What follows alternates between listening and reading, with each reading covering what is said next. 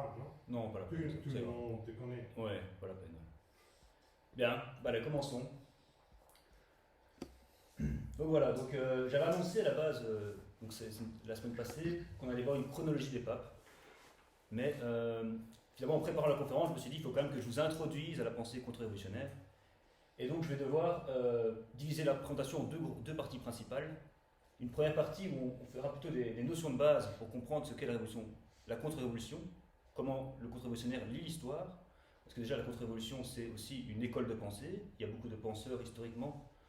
Il y a toute une tradition, évidemment. Et c'est aussi une pensée qui se racine dans le réel. C'est une compréhension du réel. Donc, il y a une dimension, évidemment, historique, doctrinale, mais aussi une dimension actuelle. Donc, c'est vraiment une synthèse des deux. Et donc, il y aura une première partie un peu pour se mettre un peu du regard du point de vue contre-révolutionnaire. C'est vous introduire un peu à cette façon de voir les choses, de voir l'histoire. Et puis la deuxième partie, ce sera un peu comme j'annonçais, donc une chronologie des papes. Donc on va voir comment les papes vont réagir historiquement à la Révolution, au développement de la Révolution, et voilà, et à ses conséquences. Le but de cette présentation aussi, c'est aussi de promouvoir la pensée contre-révolutionnaire, parce que moi je suis persuadé qu'elle peut servir à tout le monde, et que c'est un atout de comprendre un peu, de cerner un peu cette pensée. Et j'ai envie de dire, voilà ce que ça permet, ça permet déjà entre autres de s'émanciper des conditionnements idéologiques. Parce qu'en réalité, nous tous, nous sommes nés nous avons en commun que nous sommes nés dans une période dans laquelle le Christ ne règne plus. Et forcément, nos esprits sont conditionnés par l'environnement qui nous entoure, et donc on a en nous des conditionnements idéologiques dont on n'est pas forcément conscient.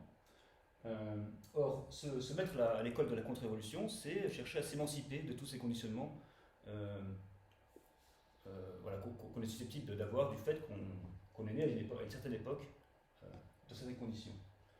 Et donc la contre-révolution permet aussi de comprendre en leurs racines les troubles de notre temps. C'est aller voir dans l'histoire, les origines historiques, et en même temps c'est comprendre aussi le présent. Ce que je dis, c'est un peu la même chose que je dis là, donc ça permet aussi de s'immuniser contre les idéologies les plus subtiles. Ça permet aussi d'être autonome dans ses réflexions. Bon, nous le sommes déjà évidemment, mais ça permet une assise encore plus ancrée dans une doctrine qui est réaliste. Donc je dis, c'est une voie, voire la voie réaliste, pour montrer aussi que la foi n'a rien d'irrationnel. Donc ça a aussi un enjeu apologétique. Donc c'est un enjeu personnel, mais c'est aussi un atout apologétique. Parce que quand on comprend la contre-révolution, on peut expliquer qu'on a de très bonnes raisons de croire en Dieu. Parce qu'en fait, si vous voulez, quand je parle des conditionnements idéologiques, c'est un petit peu comme si, vous voyez, imaginez qu'on avait une paire de lunettes de soleil rouge, qui fait qu'on voit tout en rouge, vous voyez, et qu'on a ça depuis toujours. Et donc on postule, voilà, le monde en fait il est fort rouge. Il y a des rouges plus clairs, des rouges plus longs, mais tout est rouge. Et ça, ce sont des conditionnements idéologiques. Et donc finalement, s'émanciper des conditionnements, c'est un petit peu comme si on enlevait les lunettes, puis on voyait le monde tel qu'il était. C'est un peu ça la démarche, mais c'est un travail qu'il faut, mais c'est un peu ça la démarche de s'intéresser à la contre-révolution. Donc oui, donc ma tâche est un peu rude de vous présenter la contre-révolution en 1 heure, parce que c'est tout un monde. Donc je vais essayer de vous en introduire habilement, mais on va voir s'il y arriverait. Donc voilà un peu pour l'intérêt de la contre-révolution. Donc, le contre-révolutionnaire, évidemment, il est contre la révolution. Alors qu'est-ce que la révolution?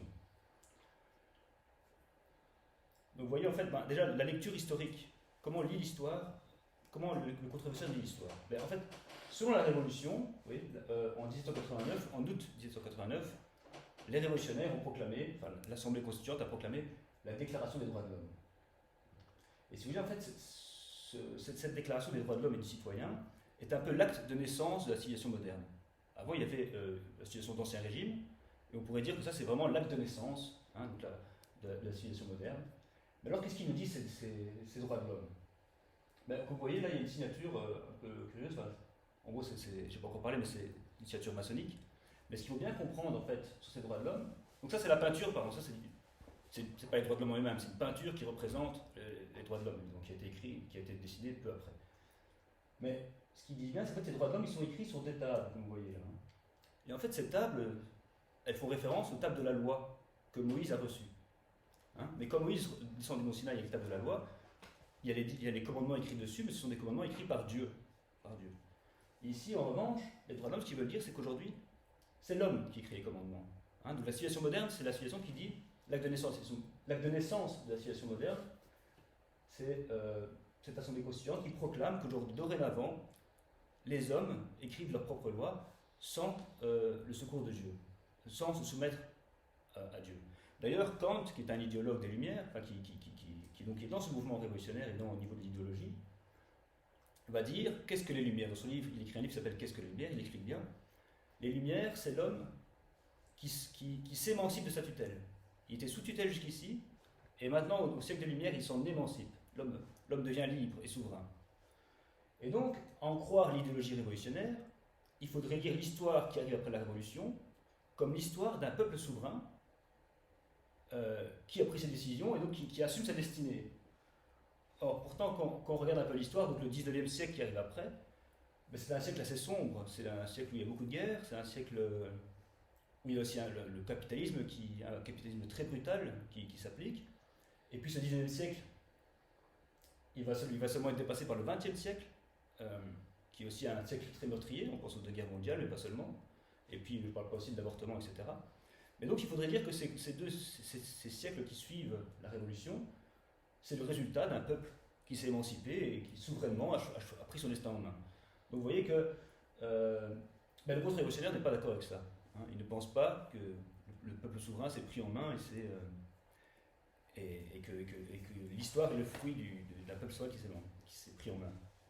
Pour plusieurs raisons. Premièrement, on pourrait déjà discuter sur cette notion de peuple souverain. Parce qu'en fait, selon l'idéologie révolutionnaire, il y aurait une immanence, donc il y aurait un peuple à l'échelle nationale qui prendrait conscience de lui-même. Mais en réalité, ça c'est assez compliqué parce que comment est-ce qu'on peut voir à grande échelle des gens qui auraient une conscience collective comme ça, hein. Pour le contre-révolutionnaire, en fait, je vous donne la réponse tout de suite. Il y a toujours une doctrine, un peuple est toujours doctriné. Hein. Mais le souci, c'est pas qu'il n'y ait pas de doctrine ou qu'il y ait un endoctrinement ou pas, le souci c'est d'avoir la bonne doctrine. Donc l'illusion en fait de ce peuple souverain, c'est de faire comme si après le peuple était pas soumis aux idéologies, aux doctrines plutôt. Mais alors j'ai parlé d'idéologie, d'époque des Lumières, donc il faut bien comprendre qu'est-ce qu'une idéologie. Enfin, je dirais comment fonctionne en fait le philosophisme, dont je vais parler après. Ce sont les sophismes. Donc un sophisme, c'est quoi? C'est quelque chose qui semble beau, mais qui n'est pas vrai. Hein, une affirmation qui est élégante, mais qui n'est pas vraie en soi, qui n'est pas conforme à la réalité. Et ce que j'appelle l'idéologie, dans le cadre de cette conférence, c'est une doctrine qui se base sur des sophismes. Quand on fait une doctrine qui se base sur des sophismes, donc sur des choses qui ne sont pas vraies, on a une idéologie. Et donc, ce qu'on appelle la philosophie des Lumières, pour un contre-révolutionnaire, c'est une idéologie. Donc moi j'utilise plutôt le mot idéologie des Lumières. Donc voilà, je reste ici, je reviens ici. Donc concrètement, les droits de l'homme, c'est dire, on fait société, on n'écoute plus Dieu. Et donc évidemment, si on n'écoute plus Dieu, on n'écoute pas son vicaire sur terre.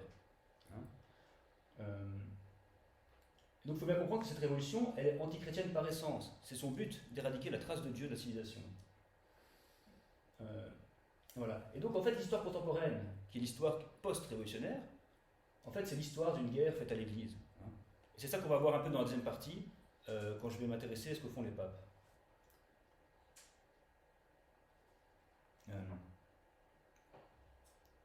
Voilà. Oui, alors aussi, ce que je veux dire aussi, donc c'est un peu, parce qu'effectivement la révolution est pleine de promesses. Hein.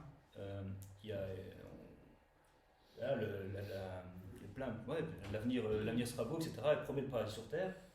Et puis c'est vrai que la philosophie des Lumières apporte quand même des déblocages au niveau de la science, etc. Donc ça peut être quand même séduisant de dire, bah oui, on voit clairement que le progrès scientifique peut amener de bonnes choses, etc.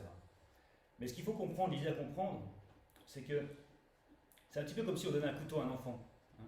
Alors on va voir celui qui croit au progrès, on va regarder, cet enfant avec son couteau, il arrive à se débrouiller tout seul. Il peut couper sa viande, il peut se débrouiller tout seul, quoi. Mais il faut comprendre aussi qu'il peut se blesser aussi avec ce couteau. Donc c'est peut-être bien de ne pas lui donner le couteau. Ça, c'est plutôt ça le point de vue contre-révolutionnaire, plutôt de dire fais pas n'importe quoi. Hein. Et ça c'est aussi très lié à l'idéologie des Lumières, etc. Alors, encore quelques notions, mais toujours dans la première partie. Donc, comment est arrivée cette révolution historiquement? Il faut comprendre, 1717 à 1789, c'est la phase préparatoire. Donc comment? 1717, c'est la date de naissance de la franc-maçonnerie moderne. On dit souvent la Grande Loge de Londres est née en 1717. Elle va très vite se répandre dans tout le continent, dès les années 20, 1720, en France, mais aussi partout en Europe et en Occident. Et à tel point qu'en 1789, en l'espace de moins d'un siècle, en France, il y a des milliers de loges dans toute la France. Et donc, pour faire la révolution, il faut bien comprendre qu'elle va faire. Le contre-révolutionnaire affirme que la révolution est l'œuvre de la franc-maçonnerie, mais par deux dimensions, enfin, par deux aspects. Premièrement, il y a la préparation des esprits. C'est-à-dire que tout le long du XVIIIe siècle, elle a infiltré la société et elle a répandu ces idées, ces sophismes, ces idéologies, préparé les esprits. Hein. Et les premières victimes de ces contaminations idéologiques, c'est l'aristocratie elle-même.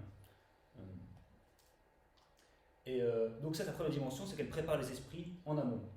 Deuxième dimension, c'est qu'elle a effectivement, on peut montrer facilement quand on étudie la Révolution, que les révolutionnaires sont majoritairement francs-maçons.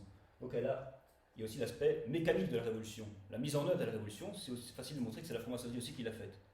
Donc pour ce double titre, on peut affirmer que la franc-maçonnerie, que la Révolution est l'œuvre de la franc-maçonnerie. Oui. Donc la déclaration des droits de l'homme comme acte fondateur, ça j'en ai parlé au slide d'avant. Donc la première phase, la phase préparatoire qui amène à la Révolution. Deuxième phase, expansion mondiale de la Révolution. Il y a eu la Révolution française en 1789. À présent, elle va se répandre dans le monde, dans l'Occident. Donc vous voyez, c'est la période, moi j'ai mis 1789-1919, le gros 19e siècle. Ça déborde un peu avant et ça finit un peu après. Donc j'ai pris comme date 1719 le traité de Versailles, fin de la Première Guerre mondiale. Donc voilà, donc cette période-là, c'est la période d'expansion de la Révolution. Il va y avoir plusieurs vagues de révolution. Même dans le même pays, il y aura plusieurs étapes de révolution, et notamment, évidemment, en 1830, la révolution belge. C'est une révolution libérale, héritière de la révolution française, on proclame les principes révolutionnaires. Et puis, en fait, j'ai identifié une troisième phase, de 1919 à nos jours, où, en fait, il y a une construction, tous ces régimes libéraux qui sont instaurés maintenant, on va essayer de les unifier aussi mondialement. Donc, il y a un espèce de gouvernement mondial, mais évidemment, celui-ci n'est plus sous l'autorité de Dieu, bien évidemment. C'est ça l'enjeu.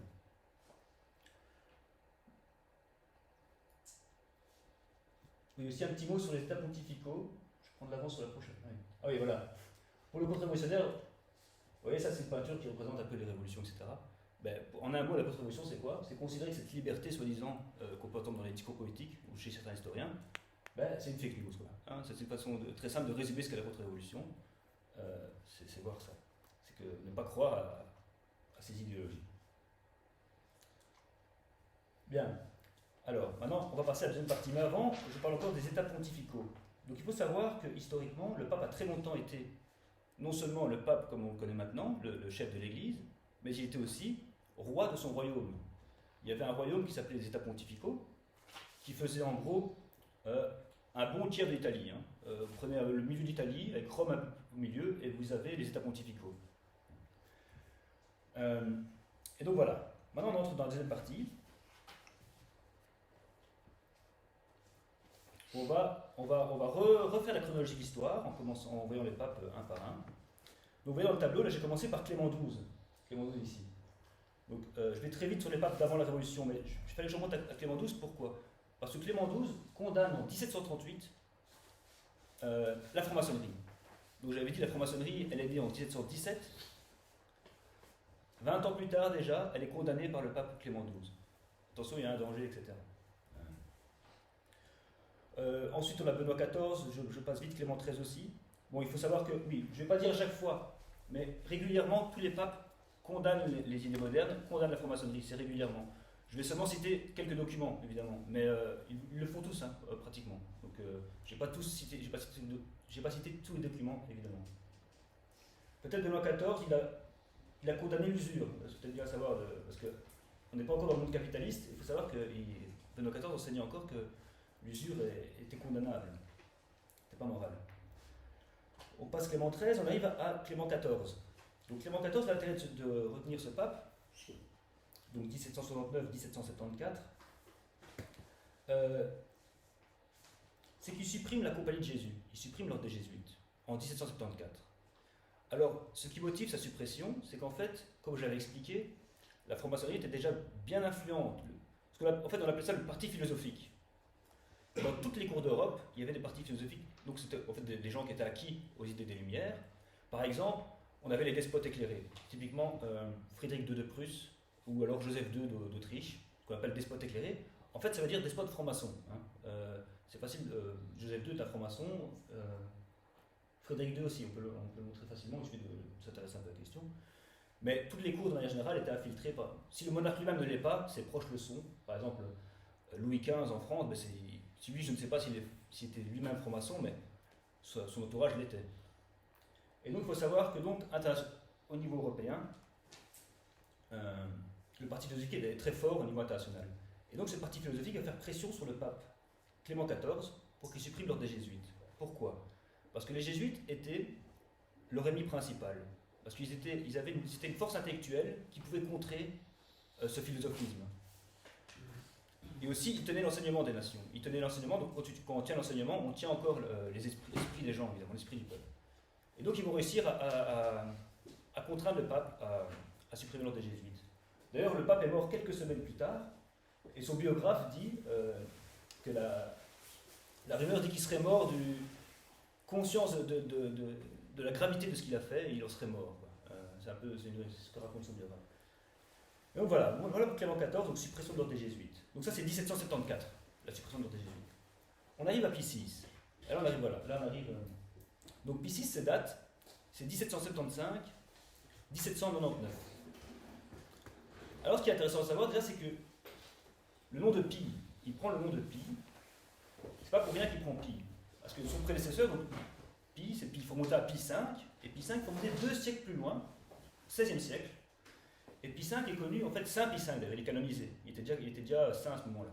Saint Pie V est en fait un pape qui a lutté contre. Enfin, avant d'être pape, il était inquisiteur, en pleine époque du schisme protestant. Donc, on était dans une époque où il y avait une grave crise de l'Église, et il s'est fait remarquer pour son œuvre contre le protestantisme. Et donc, en fait, quand Pie VI prend le nom, décide de prendre la succession de Pie V en prenant son nom, il faut bien comprendre que l'esprit derrière ça, c'est de dire il y a un grave danger. Un grave danger civilisationnel, un grave danger pour l'Église. Aussi grave qu'à l'époque du schisme protestant. Et d'ailleurs, ce qu'il faut bien noter, c'est qu'on a Pie VI ici en 1775, mais la liste, elle finit avec Pie XII. Donc en fait, ça veut dire qu'en 200 ans, on a 7 Pies. Donc en fait, dans cet esprit-là, 7 papes qui considèrent, sur 200 ans, 7 papes qui considèrent qu'on est dans un climat de danger. Il y a danger pour la civilisation, danger pour l'Église. Alors Pie VI, comme vous voyez, c'est le pape qui est contemporain de la Révolution. La Révolution, c'est 1789, c'est en plein milieu de son pontificat. Alors je vais dire qu'est-ce qu'il faut savoir? Il va condamner la constitution civile du clergé. Donc cette histoire-là, pour ceux qui ne connaissent pas, donc la Révolution, c'est 1789. Rapidement, le gouvernement va faire passer une loi de constitution civile du clergé. Il va contraindre les prêtres, enfin le clergé en général, vous les évêques aussi, à prêter serment au gouvernement révolutionnaire. L'idée, évidemment, c'est que comme les prêtres ont l'influence sur la population, s'ils contrôlent s'ils en font des fonctionnaires, c'est une influence sur la population. Et évidemment, le pape condamne ce serment, condamne cette constitution. Et donc le clergé va être divisé en 2 parties. Certains prêtres vont accepter, ils vont jurer, ils vont prêter le serment. D'autres ne vont pas jurer, ça va donner les prêtres réfractaires. Et donc Pie VI condamne évidemment cette constitution civile du clergé. Donc intéressant à noter. Il va aussi faire toute une série de documents qui vont condamner la Révolution. Autre aussi fait à noter, c'est le traité de Tolentino. Donc il faut savoir que la République, un peu plus tard, va faire ce qu'on appelle, les historiens appellent la campagne d'Italie. Alors c'est un beau nom, campagne d'Italie, parce qu'en fait, qu'est-ce qui se passe? C'est que la République va faire une offensive sur les États pontificaux. Ils vont rentrer sur Rome, ils vont marcher sur Rome. Et le but de cette offensive, donc ce sont clairement des agresseurs, mais c'est entre autres, c'est de spolier les États pontificaux. Ils vont former des républiques provisoires, donc c'est de prendre les terres déjà, de spolier les biens, ils vont voler, dévaliser tous les biens, notamment à Rome.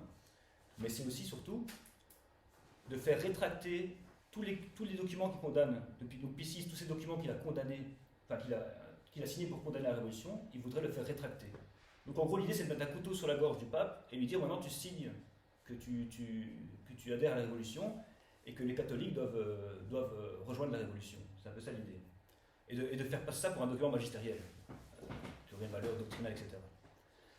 Et donc les réticences de Pie VI vont faire qu'il va se faire capturer et il va mourir par les troupes révolutionnaires, les troupes républicaines, et il va mourir en captivité en France, dans des conditions de maltraitance. Voilà pour Pie VI. On passe au suivant, hein. Si vous suivez encore, hein, parce qu'on a encore quelques-uns à voir. On arrive à Pie VII. Pie VI, Pie VII. Alors Pie VII, c'est le pape du Concordat, avec Napoléon. Lui aussi va se faire maltraiter par les troupes françaises. Donc là, à cette époque-là, c'est l'empire napoléonien. Il va se faire mettre en prison, enfermé par Napoléon. Hein. Chose aussi notoire, c'est que donc la bulle qui condamne, voilà, il va excommunier Napoléon. Ça, c'est moins connu aussi. Napoléon est excommunié par Pie VII en 1809. Communication de Pie VII de Napoléon en 1809. C'est aussi le pape Pie VII qui va restaurer l'ordre des Jésuites en 1814. En 1814, il restaure l'ordre des Jésuites. Et d'ailleurs, pour parler un peu qu'on y est, je ne vais pas parler des autres ordres, mais les autres ordres vont être supprimés aussi. À la Révolution, plus de dominicains, plus de bénédictins, tous les ordres sont supprimés. Mais le 19e siècle va avoir des restaurations. Donc on a ici la restauration des Jésuites. Mais, oui. Ils sont supprimés, mais pas au même titre que les jésuites. Non, c'est vrai. La différence. Pas par le pape. Voilà, c'est ça. La différence, c'est que c'est effectivement. Les jésuites, c'est le pape qui supprime l'ordre. Et la révolution, c'est plutôt les. Effectivement, la différence est là, bien sûr. Et donc, il va y avoir au XIXe siècle des mouvements de restauration. On va restaurer l'ordre des dominicains. C'est Henri Lacordaire qui restaure l'ordre dominicain. Et on va avoir la restauration des bénédictins par Dom Prosper Guéranger aussi.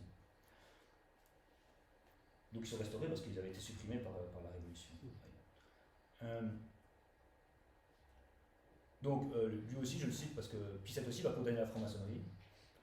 Donc voilà, oui, Pie VII, ses dates, c'est 1823. Donc c'est quand même un long pontificat. Voilà pour Pie VII, on va pas approfondir plus. Ensuite, on a Léon XII, 1823-1829. Lui aussi, en 1826, il condamne la franc-maçonnerie et les autres sociétés secrètes. Donc encore une condamnation. Il va aussi faire un document déjà qui condamne le libéralisme. Alors, le libéralisme, on va en reparler après, donc je vais plutôt l'expliquer maintenant déjà. Qu'est-ce que le libéralisme?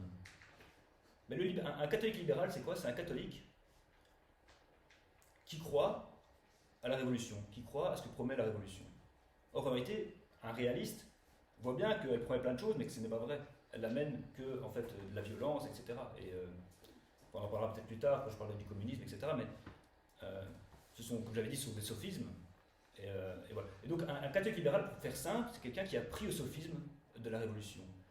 Et donc, un catholique libéral va dire que il faut adhérer à ce projet moderne de société. Et voilà, c'est le bout de l'Église d'accepter et de faire jeu là-dedans. Et de dire à la limite, si on veut christianiser la société, il faut le faire par les moyens du libéralisme. Il faut le faire en jouant le jeu de la démocratie, il faut le faire en jouant le jeu de la liberté de la presse. Oui. Et donc c'est dire, en fait, c'est accepter qu'on puisse mettre la vérité au même plan des erreurs et de dire, par ce jeu-là, on va quand même réussir à christianiser la société. Quoi. Et donc, Léon XII déjà condamne le libéralisme, mais on y reviendra au libéralisme, avec Édouard XVI. Bon, Léon XII, on va passer maintenant, ça c'est court. Pie VIII, son pontificat va être très éphémère, il va régner à peine plus d'un an. Pie VIII, c'est 1829-1830. Alors pour l'anecdote, c'est le pape qui est contemporain de la Révolution belge. Et d'ailleurs, donc la Révolution belge, il y a l'unionisme qu'on dit. Hein. L'unionisme, c'est quoi? Ce sont des catholiques, mais en fait des catholiques libéraux, justement, qui ont été condamnés, qui vont dire, on va s'unir avec les libéraux. Les libéraux sont plutôt les francs-maçons affichés quelque part. On va s'unir avec les libéraux contre le régime protestant. Il faut savoir que Pie VIII, quand on va lui mettre le fait accompli de la Révolution, on va quand même dire que ces catholiques libéraux sont les dupes des francs-maçons. Il va pas condamner, je pense, explicitement, mais il va dire que ce sont des dupes. Il va lui aussi avoir le temps, sur son bref pontificat, de faire une encyclique sur les sociétés secrètes. Donc voilà pour Pie VIII, donc c'est-à-dire on passe déjà à Grégoire XVI. Donc Grégoire XVI, voilà. Oui, En fait, je vais quand même vous montrer. Donc là, ici, on a Clément XII. Là, on a Pie VI, Pie VII. J'ai pas mis. Enfin. Et là, ici, on a Grégoire XVI.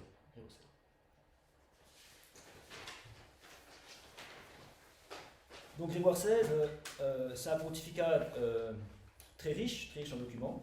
Donc ses dates, c'est 1831-1846. Et donc lui, il va condamner le libéralisme à nouveau, de manière un peu plus sérieuse, avec des documents plus complets. Notamment, le chef de file des libéraux, c'est Félicité de Lamennais. D'ailleurs, vous voyez, Lamennais disait bien, d'ailleurs, dans ses écrits, il explique, il fait une histoire de l'humanité comme ça, et il dit, voilà, l'humanité était enfant, elle a besoin de tutelle, puis elle a atteint la maturité, et maintenant elle est devenue adulte avec la Révolution. Vous voyez, donc il reprend vraiment l'idéologie révolutionnaire, il reprend presque du Kant et puis Hegel avec sa philosophie de l'histoire. Hein. Et voilà, maintenant elle est adulte, et donc finalement, il faut repenser le rôle de l'Église, que c'est plus la même chose, qu'elle n'est plus là pour diriger les âmes, quoi, vous voyez. Donc c'est un peu ça l'idée de Lamennais. Et donc Lamennais, il avait un journal, L'Avenir, le titre en dit long, hein, L'Avenir, et il propageait ses idées libérales dans ce journal. Et donc le pape va l'appeler, il va être convoqué à Rome, et il va le condamner sévèrement. Enfin, va le condamner sévèrement. Et il faut savoir qu'il y avait deux autres chefs de file du libéralisme avec Lamennais, c'est Montalembert et Lacordaire. D'ailleurs, Lacordaire, c'est celui qui va restaurer l'ordre des Dominicains par après, d'ailleurs, au passage. Mais face à la condamnation, Lacordaire et Montalembert vont se rétracter. Et c'est comme ça que ça se passe. Quand un pape condamne quelqu'un pour une hérésie, évidemment, il offre la possibilité de rétracter, et puis voilà, une rétractation publique. Donc les deux Montalembert et Lacordaire vont se rétracter, Lamennais va refuser de se rétracter. Et donc il va finir excommunié. Et donc, la grande encyclique de Grégoire XVI qui condamne le libéralisme, c'est 1832, c'est Mirarivos. Après, il va encore faire d'autres documents, on ne va pas rentrer dans les détails. Mais 1832, Mirarivos. Alors pour l'anecdote, Grégoire XVI, historiquement, c'est le dernier prêtre pape. Dans quel sens? Dans le sens où, au moment de son élection, il était prêtre, et avant son sacre de pape, de l'introniser pape, on a dû le sacrer évêque. Il est devenu évêque suite à son élection au trône de Saint-Pierre, au siège de Saint-Pierre. Alors aussi pour l'anecdote, encore au reste de Grégoire XVI, 1834, en Belgique, il y a la création de l'UCL. La restauration du CL, soi-disant restauration du CL. Il faut savoir que ce qui motivait cette restauration, c'était justement des évêques jugés libéraux. Et ça ne faisait pas l'unanimité de restaurer cette université dans un contexte de régime libéral. Hein. Et Grégoire XVI, on va lui demander d'approuver la création de l'université qui était décidée par les évêques. Et il va l'approuver, mais avec réticence. Il faut savoir que, et ça c'est important de noter quand même, que ces universités qui sont restaurées dans des régimes libéraux maintenant, hein, c'est avec réticence qu'elles sont acceptées comme catholiques, reconnues comme catholiques. Et il faut bien comprendre aussi que ce sont justement ces universités-là qui vont après produire le libéralisme, encore l'entretenir, et qui vont produire aussi des modernistes. On va parler après des modernistes. Hein. Et aujourd'hui encore, on voit bien que moi qui suis en faculté de théologie, on peut se demander si c'est une théologie très orthodoxe. Bon, ça, c'est un autre débat. Mais donc voilà, c'était pour l'anecdote aussi à ce niveau-là. Et bien après, donc Grégoire XVI, qui a un pontificat assez chargé, ben on a Pie IX. Alors Pie IX, lui, c'est vraiment le grand pontificat. Il faudrait, pour pas laisser les hommes oubliés, il faudrait une conférence entière. Hein, il est ici, je crois qu'il est là, j'ai son livre ici. Donc, ça va. Pie IX, c'est 1846-1878. 32 ans de pontificat. Déjà, c'est le record de longévité de pontificat. Après Saint-Pierre, dit-on. Apparemment, Saint-Pierre va faire un plus long pontificat, mais après Saint-Pierre, c'est le record historique de longévité de pontificat. 32 ans. Pie IX, c'est le pape qui va connaître la fin des états pontificaux. C'est le dernier pape roi, que j'avais dit, hein, les états pontificaux étaient un royaume. C'est le dernier pape à être souverain des états pontificaux. Donc les états pontificaux, j'en avais parlé tout à l'heure, mais je pense que je voulais dire que c'est un royaume qui avait plus de 1000 ans. Hein. Sa fondation, c'est le 9e siècle, par Pépin le Vrai, non, par Zacharie, mais c'est le 9e siècle, la fondation des états pontificaux. Donc c'est un royaume qui a plus de 1000 ans, et en fait c'était le royaume le plus vieux encore à l'époque. Pie IX, c'est ce pape qui va connaître la fin du État pontificaux. Il va convoquer le Concile Vatican. Maintenant, on va voir plutôt ça. Donc, dès 1846, encore un de ses premiers documents, première chose, condamnation des erreurs de notre temps. 1849, contre le socialisme et le communisme. Ça, c'est vraiment intéressant de le noter. Contre le socialisme et le communisme, en 1849, c'est-à-dire 55 ans avant la Première Guerre mondiale, il condamne déjà en amont, enfin après on va voir qu'il a condamné le libéralisme aussi, qui est lié, et surtout 60 ans avant la révolution russe, bolchevique, en fait le pape condamne déjà le communisme. Marx est encore en vie à ce moment-là. Il écrit son manifeste du Parti communiste en 48, Marx. Enfin, je crois, enfin, plus ou moins. D'ailleurs, à l'époque, pour l'anecdote aussi, le nonce apostolique en Belgique, donc le nonce apostolique, vous savez, c'est l'ambassadeur en gros des États pontificaux. Donc en 48, le nonce apostolique en Belgique, c'est le futur Léon XIII. À l'époque et Marx résidait aussi en Belgique à ce moment-là, il résidait à Bruxelles aussi. Et de là, il a écrit son manifeste du Parti communiste. Et donc en 1849, déjà, Pie IX condamne le communisme et le socialisme. Mais je note parce qu'en fait, on va pas vous raconter comme ça l'histoire à l'école, quoi. De dire, on va parler de la Première Guerre mondiale, on va pas vous dire, si on avait écouté le pape, il n'y aurait pas eu de Première Guerre mondiale, vous voyez. On va pas vous la raconter comme ça. Ni tous les désastres du XXe siècle, parce que les totalitarismes aussi. Hein, voilà. Alors, les grands actes de Pie IX, 1854, Ineffabilis Deus, c'est proclamation du dogme de l'Immaculée Conception, évidemment. Ensuite, 1864. Alors là, c'est le grand document antilibéral, Quanta Cura, et ce document va être accompagné d'une annexe qui s'appelle le syllabus. Quanta Cura et le syllabus. Alors, Quanta Cura, condamnation de la liberté religieuse. Hein, toujours dans cette filiation de condamner le libéralisme. Condamnation de la liberté religieuse. Et le syllabus, c'est en fait, un syllabus, donc ce sont des propositions condamnées. C'est une liste de propositions condamnées pour vraiment un maximum de clarté. Si vous pensez ça, vous êtes sûr que vous êtes dans l'erreur. C'est pour la suite de clarté qu'on présente ce genre de document. Et donc ce syllabus condamne tout le monde moderne, tout le libéralisme en fait. Et donc par libéralisme, j'entends aussi, comme je l'ai dit tout à l'heure, c'est croire au principe de la révolution. Il faut distinguer un peu le libéralisme, il faut l'entendre dans un sens économique, par opposition à communisme, quelque part. On pourrait dire le libéralisme, il y a le libéralisme d'un côté et le communisme de l'autre. Un peu le libéralisme que le capitalisme, quoi. Moi j'entends libéralisme dans un sens plus large. Libéralisme, c'est croire à liberté, égalité, fraternité. Si vous voulez, le communisme va prendre le slogan, la devise liberté, égalité, fraternité, et il va tirer plus sur l'égalité. Le plus important, c'est plus l'égalité. Et là, on a le communisme qui tire sur l'égalité. Le capitaliste, le libéral, il va tirer plus sur la liberté.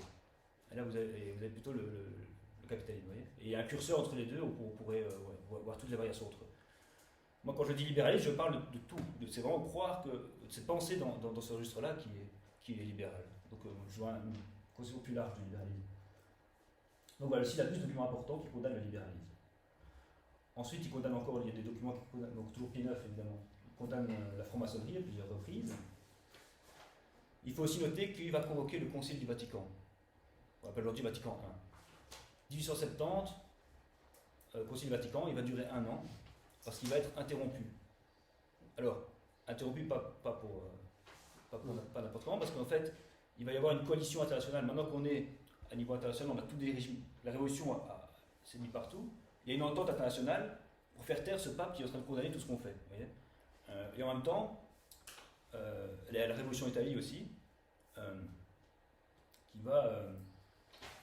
comment dire, les révolutionnaires italiens convoitent les États pontificaux qui va donner l'Italie moderne. Mais cette Italie moderne est née sur une spoliation d'un État qui était tout à fait légitime. Parce que l'État pontificaux, donc légitime, c'était le plus ancien. Il n'était pas belliqueux, il ne cherchait pas à faire la guerre à ses voisins, etc. Et en fait, il gênait sur le plan idéologique, évidemment. C'était une trace de Dieu dans le monde qui dérangeait. Et donc voilà, on va faire la guerre au pape, aux États pontificaux, et les troupes garibaldiennes vont marcher sur Rome, on appelle ça la Porta Pia, la prise de Rome, en septembre 1871. Et à ce moment-là, les évêques étaient réunis en concile, et donc le concile est interrompu. Le concile a eu le temps de faire 2 constitutions, il y avait tout un projet. Les 2 sont intéressantes, on va pas en parler ici, mais voilà, Concile Vatican I interrompu par la guerre. Voilà, donc voilà pour Pie IX. Voilà pour Pie IX. Donc, dernier pape des autres pontificaux, comme j'ai dit, puis au pontificat.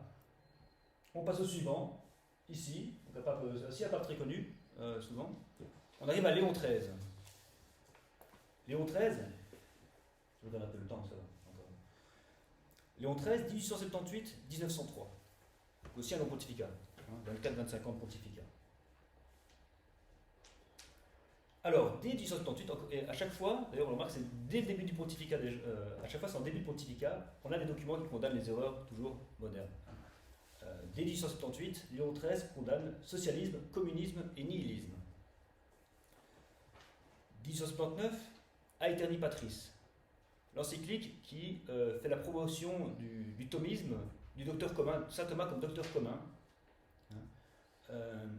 Saint Thomas comme maître de la philosophie et de la théologie chrétienne. Il invite tout catholique, tout intellectuel catholique à se former à Saint Thomas. Et ce n'est pas pour rien évidemment, c'est parce que, comme on le voit, il y a une profusion d'idéologies, etc., d'erreurs philosophiques. Et Saint Thomas est un remède, c'est un remède aux idéologies qui trompent beaucoup de catholiques évidemment. Et comme voilà, elles sont propagées dans le monde, beaucoup y prennent, on l'a vu déjà avec Lamennais, et donc comme remède, Léon XIII propose Aeterni Patris. Bon, il fait des articles sur le culte marial, sur le rosaire aussi, il écrit aussi un exorcisme, mais surtout on va retenir 1884, Humanum Genus. Humanum Genus, encyclique, à nouveau, qui condamne la franc-maçonnerie. Mais celle-ci a l'intérêt qu'elle fait un peu la synthèse de toutes les précédentes condamnations. Donc, si je vous invite, parmi tous les documents que je vous ai déballés depuis tout à l'heure, s'il fallait en lire un en priorité, je vous inviterai à lire Humanum Genus de Léon XIII, 1884. D'ailleurs, si on a le temps, on dira un petit extrait à la fin, si on a le temps. Voilà pour Léon XIII. On va faire vite, bon, il y a beaucoup d'autres choses à dire, hein, mais on va avancer. Ensuite, après Léon XIII, donc on arrive au XXe siècle, et là, on a un très grand pape encore à nouveau. Moi, j'ai étudié particulièrement celui-là. Et il est saint d'ailleurs, hein, c'est Saint Pie X. Donc Saint Pie X, c'est le pape du combat contre le modernisme. Son pontificat, c'est un pontificat où il réprime le modernisme. Et sa devise à Saint Pie X, c'est, je ne l'ai plus en latin, je l'ai en français mais je ne l'ai plus en latin, je crois que en latin c'est restaurare omnia in Christo, je pense, mais c'est tout restaurer dans le Christ. Il n'y a qu'une chose à faire, il faut restaurer le Christ. Alors, Saint Pie X, en 1906, il réagit à la loi, parce qu'en France, il y a la loi de la séparation de l'Église et de l'État. Il y réagit, ça c'est 1905, début 1906, Pie X réagit par une condamnation de la loi de séparation de l'Église et de l'État, condamne. Mais c'est surtout 1907, deux décrets qui se suivent à quelques semaines de distance, Lamentabili et Pachkendi. C'est là où il condamne le modernisme. En fait, à nouveau comme Pie IX, il y a le document un peu plus théorique, plus systématique, et à côté, il y a un document où ce sont des phrases, des propositions pour que ce soit bien clair. Hein. Le métaphysique, c'est vraiment des propositions pour savoir ce que c'est le modernisme. Enfin, si vous croyez ça, vous êtes dans l'erreur. Alors le modernisme, c'est quoi? Ben, c'est un petit peu la deuxième génération après le libéralisme. On avait dit le libéralisme, c'est celui qui croit à ce que propose la Révolution, qui croit aux idéaux de la Révolution, alors qu'en fait, qu'on a une vue réaliste des choses, en fait, on voit bien que les promesses ne sont pas tenues, et que ce sont des sophismes en fait. Le moderniste, lui, c'est la génération d'après, où il n'est plus question de faire la promotion de la Révolution. Ils ont accepté déjà le monde moderne, ils appellent ça le monde moderne, il y a un monde moderne, et le problème c'est que l'Église, donc ce monde moderne qui progresse, l'humanité qui progresse, et l'Église devient, il y a un problème, c'est que l'Église est un frein à ce monde moderne. Il progresse et l'Église le freine. Vous voyez un petit peu l'histoire du couteau là. Et on voit bien qu'avec ce couteau, on fait plein de choses. Et elle est en train de nous dire attention. Non. Et donc le moderniste, ce qu'il veut, c'est... il dit maintenant ce qu'il faut, c'est que le travail du théologien, c'est de réformer l'Église pour qu'elle s'adapte au monde moderne. Donc, eux ils y croient vraiment, mais le pire, ce sont des catholiques qui pensent ça, mais pour voir à quel point les sophismes, quand ça prend dans l'esprit, ça peut vraiment dévier de la réalité, parce que dire ça, quand on regarde la raison pour laquelle le Christ a institué l'Église, c'est bien pour christianiser le monde. Hein. C'est pas pour que le monde christianise son église, vous voyez, mondialise son église, vous voyez. Et donc là, ils inversent le truc, quoi. Ils veulent en gros que voilà, qu'elle s'adapte au monde moderne, et donc, voilà, c'est un peu ça l'idée. Donc faire rentrer les sciences profanes dans l'église, et qu'elles s'adaptent. Donc il n'est plus question qu'elle est là pour donner des leçons, hein, au contraire. Hein, vous voyez. Voilà pour le modélisme. Donc le modélisme est condamné activement par Saint Pie X, qui va être canonisé une cinquantaine d'années plus tard, donc Pie X à l'époque. En 1910, il instaure le serment antimoderniste. Donc dans son encyclique, il dit bien il y a un grave danger. Hein, et l'ennemi est à l'intérieur de l'Église. Hein, ça, c'est dans l'encyclique Pachkenti, il le dit bien. Et 1910, donc, le serment antimoderniste. Donc, tout prêtre, tout enseignant qui a une charge de doctrinale doit prêter serment antimoderniste. Hein, donc, il y a une série de thèses à laquelle on adhère et on doit comment dire, pas refuser. J'arrive pas à trouver le mot pour dire qu'on refuse, on doit refuser son modernisme. Voilà. Donc ça, 1910, serment antimoderniste, qui va rester en vigueur une cinquantaine d'années. Il va être enlevé dans les années 60, je pense. Aujourd'hui, c'est plus obligatoire de prêter le serment antimoderniste. On va encore mentionner un document important aussi. En 1910 toujours, il condamne le Sillon. Le Sillon, qu'est-ce que c'est? C'est un mouvement aussi, un mouvement démocrate chrétien en France. Et il va le condamner en expliquant que la démocratie chrétienne, c'est l'aspect politique du modernisme. Il y a le modernisme plus doctrinal, plus dogmatique, et il y a l'aspect politique du modernisme. La démocratie chrétienne et aussi le socialisme chrétien. Donc 1910, condamnation du Sillon. Voilà pour Saint Pie X. Hein, donc voilà. Pontificat finalement assez court, hein, il y a à peine plus d'une dizaine d'années. Mais voilà. Donc tout restauré dans le Christ, sa devise. Allez, on enchaîne encore un petit peu. Hein, voilà. Il en reste plus beaucoup. On arrive à Benoît XV. Benoît XV, 1914-1922. Pontificat assez court aussi. Donc c'est le pape qui est contemporain de la Première Guerre mondiale, la Grande Guerre. Je ne vais pas trop m'attarder dessus, juste mentionner qu'il a fait un appel à la paix en 1914, dès le début de la guerre. Ouais, pour l'anecdote quand même, à cet appel où c'était aux alentours de Noël 14, des troupes finalement les troupes ont fait la paix sur le champ de bataille, et le lendemain elles se sont fait réprimander réciproquement par leur supérieur, et il y a eu des exécutions, etc. pour mutinerie et tout ça. Donc, mais bref, je ne vais pas m'attarder. Mais voilà, Benoît XV, quand même aussi encore autre chose sur Benoît XV. Voilà. C'est aussi 1920, Pacem Dei Bonum. Donc, comme j'avais dit tout à l'heure, 1919, traité de Versailles. Traité de Versailles, en fait, il faut comprendre, oui, aussi, ça j'ai pas dit, il faut que je parle de ça aussi. Dans la vision contre-révolutionnaire de l'histoire, donc j'avais donné la deuxième période, c'est l'expansion, hein, 1889-1919. Il faut comprendre la Première Guerre mondiale comme une continuité de la Révolution, dans le sens où, à la veille de la Première Guerre mondiale, il reste encore deux empires chrétiens, d'ancien régime, quoi, que la Révolution n'a pas encore atteint. Hein, donc c'est l'empire austro-hongrois, Autriche-Hongrie, qui est l'empire catholique, et l'empire des Tsars, qui est orthodoxe, lui, mais ça reste quand même un modèle que les libéraux n'aiment pas, évidemment. Et puis accessoirement, il y a aussi l'empire ottoman, qui est aussi, bon, même si c'est pas chrétien, c'est aussi un empire qui fonctionne sous des principes liés à Dieu, etc.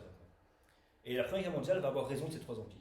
Hein, donc il faut voir que si on cherche une intention, qui aurait bien une intention à ces guerres, ben, au niveau du plan, c'est la guerre qui aura le fin mot de ces trois empires. D'ailleurs aussi pour l'anecdote, en 1717, en pleine guerre, il y a eu une tentative de paix séparée de l'Autriche. Ils ont voulu négocier une paix en se séparant de l'Allemagne. Ils ont voulu négocier une paix avec Clémenceau en France. Hein, Clémenceau va dire pas question de discuter avec l'Autriche. L'Autriche papale doit être détruite. Hein, donc, et en 1917, il a relancé donc la guerre pour être sûr d'arriver jusqu'à ses fins de détruire l'Autriche papale. Mais donc, le traité de Versailles va aussi donner la naissance de la SDN. SDN, c'est la Société des Nations. C'est l'ancêtre de... Aujourd'hui, vous connaissez l'ONU, hein, mais c'est l'ancêtre de l'ONU, cette nation. Et donc, je vais arriver encore à Pie XI. Pie XI, en 1920, écrit Pacem Vimunus, dans laquelle il dit, mais vous avez beau faire des trucs internationaux comme ça, Société des Nations, tant que le Christ, tant que ça se fait sans le Christ, c'est vain, quoi, hein. Je le cite, il dit, on a beau signer des traités de paix, c'est vain tant qu'on n'a pas extirpé les germes des anciennes discordes. Et je peux me citer aussi Garrigou-Lagrange qui commente à cette époque-là, commente l'encyclique, et il dit, la Société des Nations qui se refuse à reconnaître les droits de Dieu sur les peuples, donc qui se refuse à reconnaître les droits de Dieu sur le peuple, le fait qu'on refuse à reconnaître les droits de Dieu sur le peuple, est manifestement et radicalement impuissante à rétablir l'ordre dont elle méconnaît les principes. Vous voyez, et je ne peux pas empêcher de faire le lien avec la postérité ensuite, et aujourd'hui, vous voyez bien qu'en fait, après la Deuxième Guerre mondiale, enfin, vous voyez, on fait ça pour la paix, et 20 ans après, il y a la Deuxième Guerre mondiale, quoi, hein, vous voyez, et il y a plein d'autres guerres en plus, hein, entre eux et après. Hein. Vous voyez aujourd'hui, par exemple, quand Bush, il y a une vingtaine d'années, faisait la guerre dans l'Orient, c'est au nom des droits de l'homme, justement, ces droits de l'homme, toujours ces mêmes droits de l'homme. Et puis aussi, des fois, on fait la guerre pour la paix. Hein, des fois, on fait la guerre pour la paix. Mais vous voyez qu'en fait, il y a toujours plus. En gros, ce que je veux dire, c'est que plus on parle de droits de l'homme et plus on parle surtout de paix, en fait, il y a toujours plus de guerres. C'est ça la réalité. Hein, et il faut le voir que Benoît XV le dit, il le dit déjà au lendemain de la Première Guerre mondiale. Quoi. Hein. Ça aussi, on ne va pas raconter l'histoire comme ça. Voilà, bon, Benoît XV. Donc Benoît XV, il est ici. Hein. Ah, il nous en reste deux. Donc oui, si Pidi, j'ai pas montré, il y a des livres ici sur Pidi, sa biographie. Maintenant, on est à Pie XI. Donc Pie XI, 1922-1939. Donc c'est un pontificat assez long aussi. Il faut savoir que c'est le pape des accords du Latran. Donc ça, je n'ai pas parlé tout à l'heure aussi. Je reviens un peu à Pie IX ici. Donc j'avais dit que c'était le dernier pape à être roi des États pontificaux. Mais du coup, quand les troupes sont rentrées dans Rome et que le Rome d'Italie s'est fait, il a dit, je me considère prisonnier. Le pape est prisonnier à Rome. Il est censé avoir des territoires qui sont les siens, légitimes, et on lui les prive, il est prisonnier à Rome. Et donc va s'enclencher ce qu'on appelle la question romaine. La question romaine, c'est-à-dire comment est-ce qu'on fait pour résoudre cette affaire. Mais cette question romaine va durer près de 60 ans. Parce que, donc ça commence en 1871, et c'est les accords du Latran sous Pie XI, 1929, accords du Latran. Mussolini, qui est alors le chef de l'Italie, négocie avec le cardinal Gaspari, qui est le second, qui est le secrétaire d'État, les accords du Latran. Et donc on va donner un petit territoire, on va restaurer un petit territoire pour que le pape puisse être indépendant, qu'on appelle le Vatican, et c'est le Vatican actuel. Hein, le Vatican actuel est né des accords du Latran, 1929. Donc Pie XI, on revient un peu en arrière, en 1925, Quas primas, c'est qui est importante. Où il dit, non, pardonnez-moi, 1922, l'encyclique Urbi Arcano Dei. Donc, encore une fois, c'est une encyclique de début de pontificat. Hein.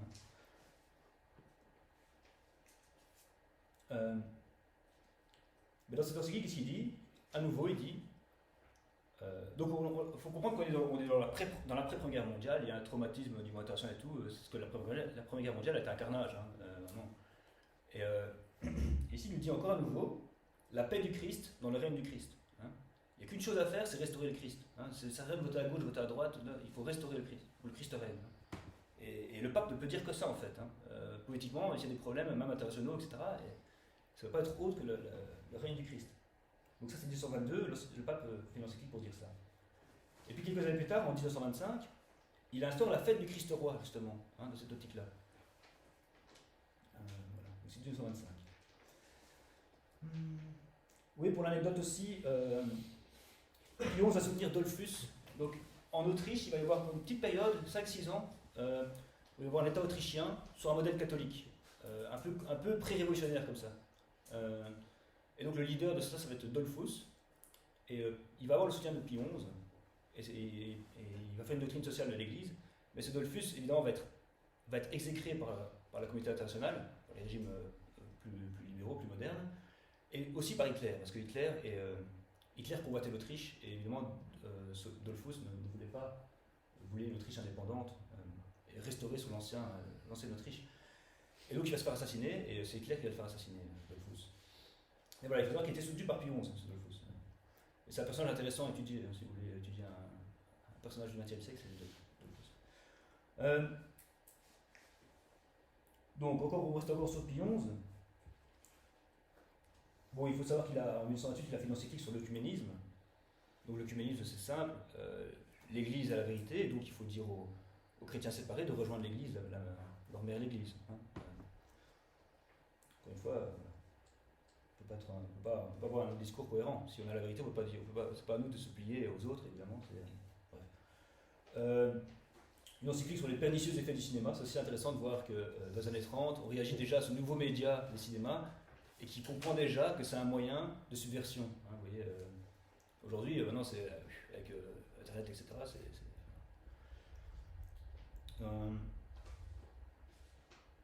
Enfin, de subversion, je veux dire par là de corruption, d'influence sur les esprits, de manière générale, ça je veux dire. Aussi, ça c'est digne d'être souligné, il va faire de ça Bellarmin un docteur de l'Église.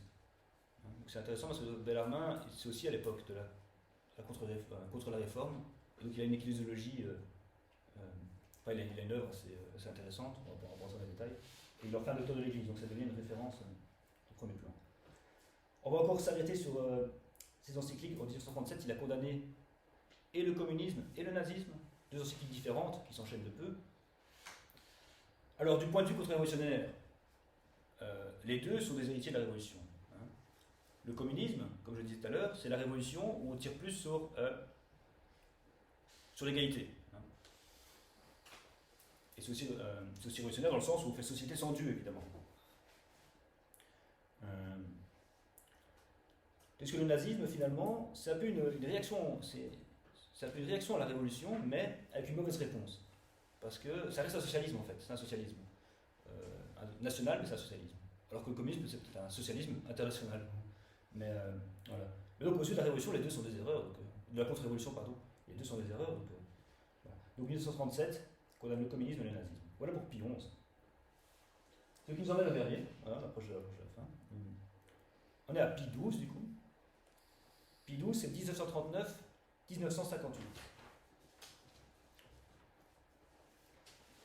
Alors, on va aller très, très bref. Donc, il est contemporain de la Seconde Guerre mondiale. C'est Pie XII qui canonise Pie X. Et ça, c'est un grand acte de ce pontificat de canoniser Pie X. Parce qu'en canonisant Pie X, il canonise le combat antimoderniste. Donc, ça, c'est vraiment un grand point de son pontificat. C'est aussi 1950, je ne sais plus la date, 50 ou 54. Le dogme de l'Assomption. Dogme de l'Assomption. 50 Ce que j'avais en tête, c'était 100 ans après l'Immaculée Conception. Mais apparemment, parce que l'Immaculée Conception, c'est 1854. Ouais. Ah, bon, peut-être, oui. Mais je sais plus. Mais il a aussi publié Humani Generis. Humani Generis qui condamne les idées modernes, encore, les idées nouvelles. Hein. Il y a une résurgence de modernisme et il les condamne. Quoi. Alors il ne les condamne pas aussi fermement que Pie X, ça c'est clair. Hein. Moi j'ai comparé les deux, c'est plus léger qu'une condamnation. Mais quand même, il a Humani Generis, ça doit être 1950 aussi, j'ai plus la date. Et voilà pour Pie XII, hein, on va pas faire beaucoup plus. Donc Pie XII il meurt en 58, 1958. Voilà, donc on va un peu récapituler tout cela.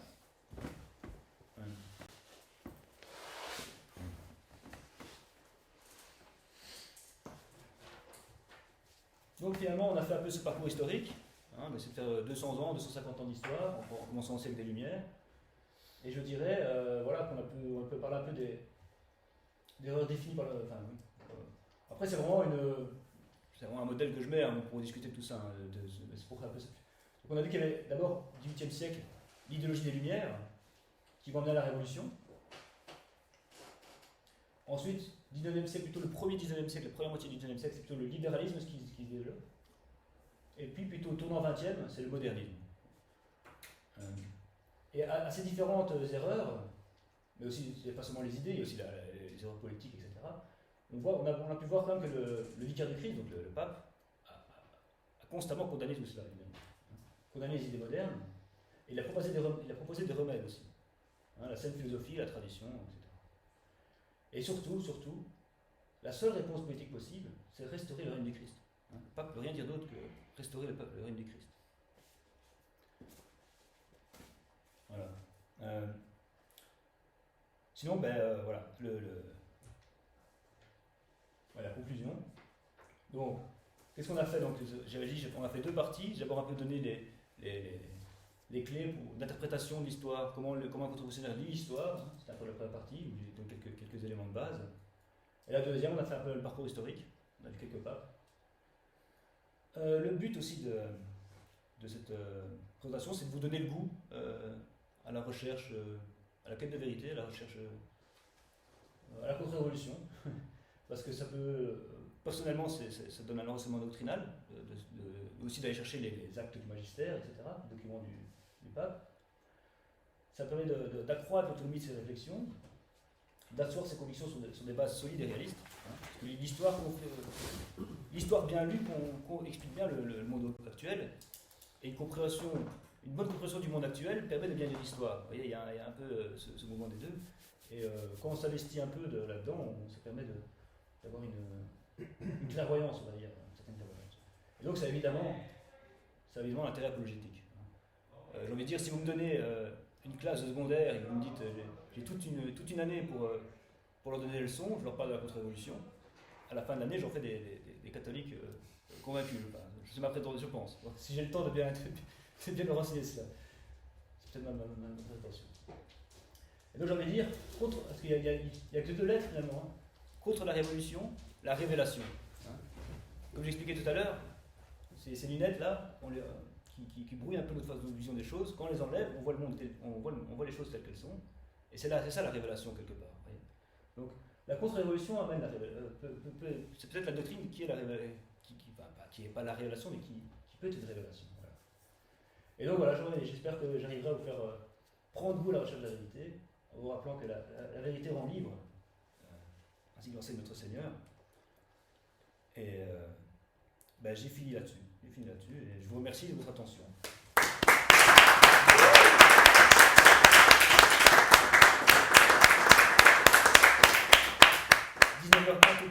tout pile. Voilà. Après, si vous êtes encore motivé, j'ai un bonus. Je peux poser une question? Oui. Tu as parlé de ces condamnations du communisme, du libéralisme et des alternatives proposées par l'Église. Mais je pense que tu n'as pas trop insisté sur la doctrine sociale de l'Église. Quel est ton avis sur la question? C'est une question que je n'ai pas travaillé spécialement. Mais je sais qu'il y a, je n'ai pas parlé de ça, mais parce qu'il fallait aller vite, mais je sais qu'il y a des documents un peu ambivalents, hein, déjà. Par exemple, Léon XIII a fait Rerum Novarum. Certains l'ont utilisé pour faire comme autorisation de faire du catéchisme social. Mais enfin, la doctrine traditionnelle, je dirais que, je dis ça sans avoir travaillé le sujet, il faut savoir qu'avant la Révolution, il y avait des régimes corporatifs. Hein. Donc ce sont l'économie ne fonctionnait pas comme aujourd'hui. Aujourd'hui, on a l'économie libérale, justement. Donc la loi Le Chapelier, 1791, supprime les corporations pour une économie plus libérale, pour une libération de l'économie. Alors, qu'est-ce que dit l'Église là-dessus? Je ne sais pas trop, j'ai pas été plus loin, donc comme ça, je peux pas. Je sais pas très développer ça, mais en tout cas, je pense qu'idéalement, il faudrait revenir à un régime corporatif, si on avait les moyens, évidemment. Oui.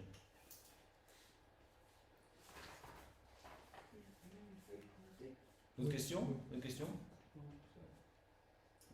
Tu te bases sur quels auteurs quels sont les auteurs de la contre-révélation? Voilà.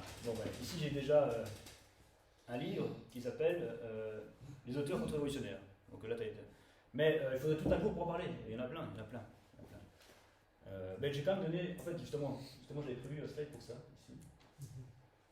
Je donne que 2 livres, parce que sinon, je pourrais faire toute une conférence là-dessus. C'est contre-révolutionnaire, plutôt. Moi, j'ai fait un projet, effectivement, de faire un genre de cercle d'études. Vous voyez, là, on a brossé tout un panorama. Il y a énormément.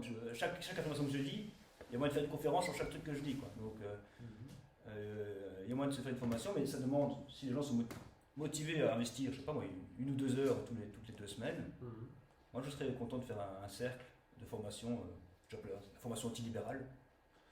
On pourrait même y mettre en plus de la philosophie qu'on avait dit, on avait pensé de ça, mettre une séance aussi un peu de thomisme, ça peut être intéressant parce que moi je maîtrise pas le thomisme, mais par la contribution je peux vous dire que le thomisme est une bonne chose. Je maîtrise sur moi-même, mais donc oui, on pourrait proposer, c'est vrai que j'avais cet intérêt de proposer, de faire un cercle comme ça où on travaillerait, on organiserait, je sais pas, 2 fois par mois une réunion et on travaillerait là-dessus. Il faudrait les faire connaître un petit peu. Ouais. Et donc si les gens sont intéressés par le projet, me contacter. Et alors peut-être me dire qu'est-ce qu'ils retiennent de cette conférence. Comme ça je sais comment penser la prochaine. Qu'est-ce qu'ils retiennent et qu'est-ce qui a posé question. Comme ça moi je vois un peu dans quel angle je dois faire la prochaine. Et alors on ferait un truc plus léger, peut-être une demi-heure, et puis c'est plutôt des discussions. Je serai autour d'une table, on discuterait. Ouais, j'ai cette idée-là. Donc si ça vous intéresse, ça vous parle, bah dites-le moi. Et puis voilà. Bah, déjà il y a l'enregistrement, si vous voulez partager, n'hésitez pas à partager si vous estimez que ça vaut la peine. Donc voilà. Merci d'avoir retenu ça, c'est vrai que j'ai omis d'en parler. Et voilà. Merci. Bon. Merci. Voilà. Toi, tu as dit 2 choses, non? Tu es arrivé à la discussion. J'ai juste mis les premières lignes. Pour voir un petit peu. C'est peut-être intéressant de la lire ensemble. Bon, c'est un peu long, peut-être un peu long. Mais jusque j'en vois. Enfin, il parle clairement des francs-maçons et il parle vraiment il fait référence à Augustin, la cité de Dieu contre la cité du démon. Et il est vraiment en train de dire en 1884, les francs-maçons sont en train de construire la cité du démon. Et la cité de Dieu, c'est ce qu'il y avait avant. Et il dit bien, voilà, bon, enfin voilà, en gros, je ne sais pas si ça peut conclure, mais voilà, le but des francs-maçons, ils sont en train de ruiner la Sainte Église, donc c'est le pape qui parle en 1884, vous voyez. Bon, si vous voulez, on va le lire, allez, on va le lire ensemble. On va le lire ensemble. Qui veut lire tout? Moi je veux bien. Allez, vas-y Clément. Depuis que, par la jalousie du démon, le genre humain s'est misérablement séparé de Dieu auquel il était redevable de son appel à l'existence et des dons surnaturels, il s'est partagé en 2 corps ennemis, lesquels ne cessent pas de combattre, l'un pour la vérité et la vertu, l'autre pour tout ce qui est contraire à la vertu et à la vérité. Le premier, le royaume de Dieu sur la terre, à savoir la véritable Église de Jésus-Christ, dont les membres, s'ils veulent lui appartenir du fond du cœur et de manière à opérer le salut, doivent nécessairement servir Dieu et son Fils unique de toute leur âme, de toute leur volonté. Le second est le royaume de Satan. Sous son empire et en sa puissance se trouvent tous ceux qui, suivant les funestes exemples de leurs chefs et de leurs premiers parents, refusent d'obéir à la loi divine et multiplient leurs efforts, ici, pour se passer de Dieu, là pour agir directement contre Dieu. Ces 2 royaumes, saint Augustin les a vus et décrits avec une grande perspicacité, sous la forme de 2 cités opposées l'une à l'autre, soit par les lois qui les régissent, soit par l'idéal qu'elles poursuivent. Et avec un ingénieux laconisme, il a mis en relief dans les paroles suivantes le principe constitutif de chacune d'elles. 2 amours ont donné naissance à 2 cités. La cité terrestre procède de l'amour. Pardon ? C'est une phrase très connue de saint Augustin. L'amour de Dieu jusqu'au mépris de soi, contre l'amour de soi jusqu'au mépris de Dieu. La cité terrestre procède de l'amour de soi, porté jusqu'au mépris de Dieu. La cité céleste procède de l'amour de Dieu, porté jusqu'au mépris de soi.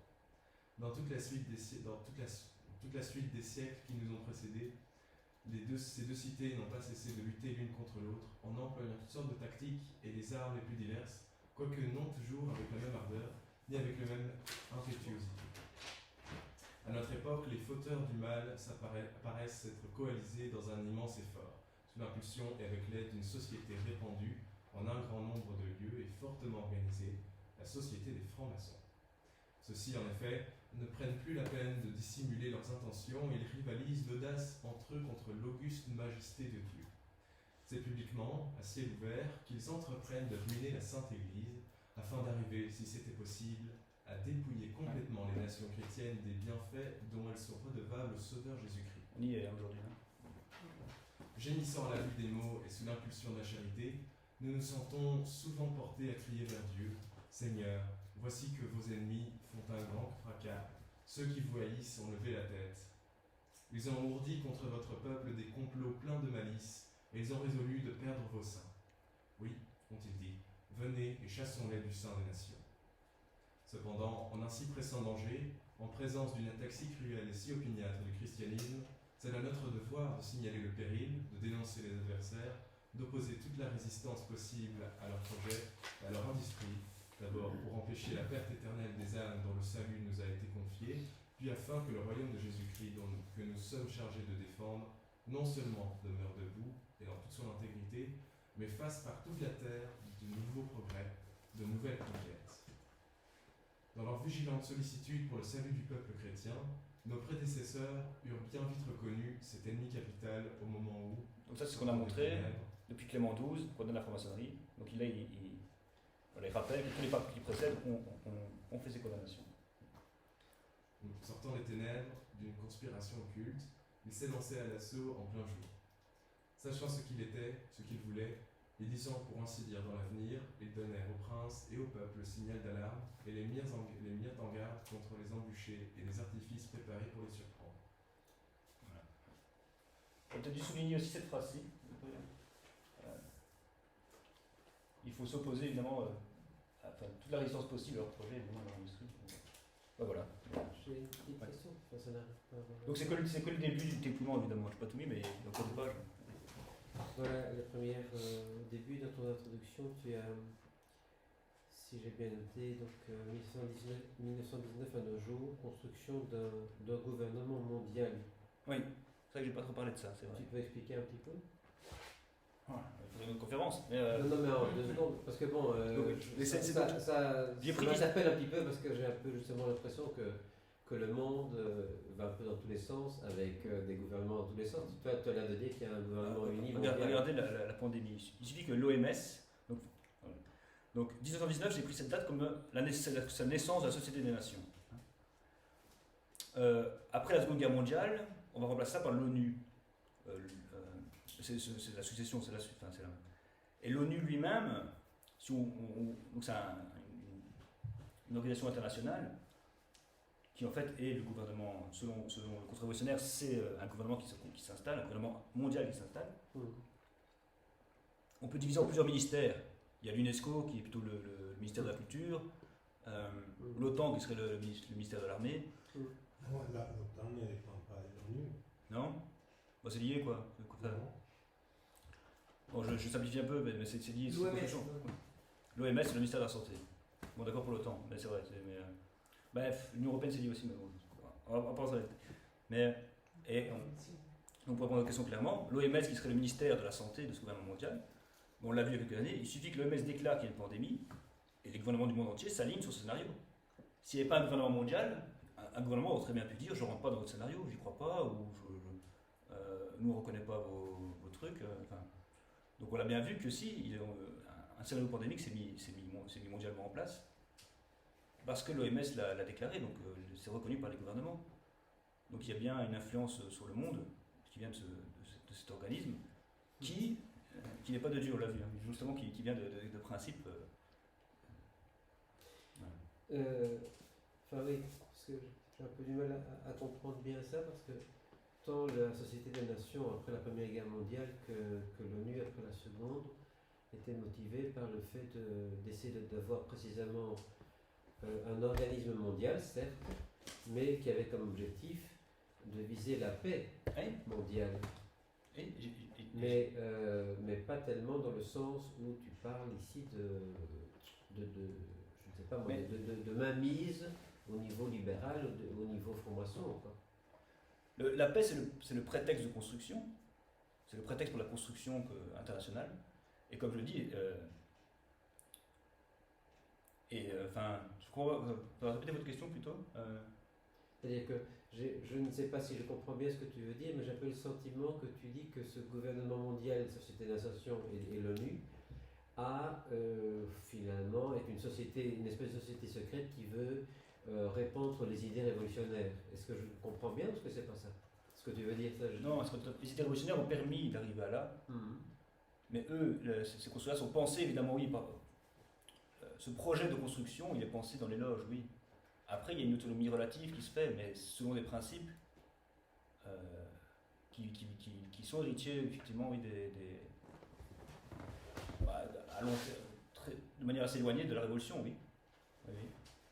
Et c'est surtout ce principe de faire société sans Dieu. Le pape le dit au lendemain de la Première Guerre mondiale. Ça c'est Garrigou-Lagrange qui commente plutôt l'encyclique. La SDN qui se refuse à reconnaître les droits de Dieu sur les peuples est manifestement et radicalement impuissante à rétablir l'ordre. Mais ce qu'on lui reproche, c'est de ne pas reconnaître le droit de Dieu sur les peuples. C'est vrai que j'étais un peu vite pour dire que c'est un gouvernement mondial, ça c'est vrai. J'ai pas les moyens de le démontrer ici tout de suite, comme ça, mais ce que je voulais montrer surtout, c'est le principe de refuser de reconnaître le droit de Dieu sur le peuple. C'est ça que je voulais montrer. Voilà. Bon, bah, je crois que s'il n'y a pas de questions, on peut en rester là, on va bientôt les manger. Donc, Tu disais qu'il y avait peut-être un projet, j'ai vu passer une slide, un projet de cercle. Oui, ça je voulais vous proposer. Moi, si j'ai réussi à. Comme je disais, le but c'était de vous donner le goût à la recherche.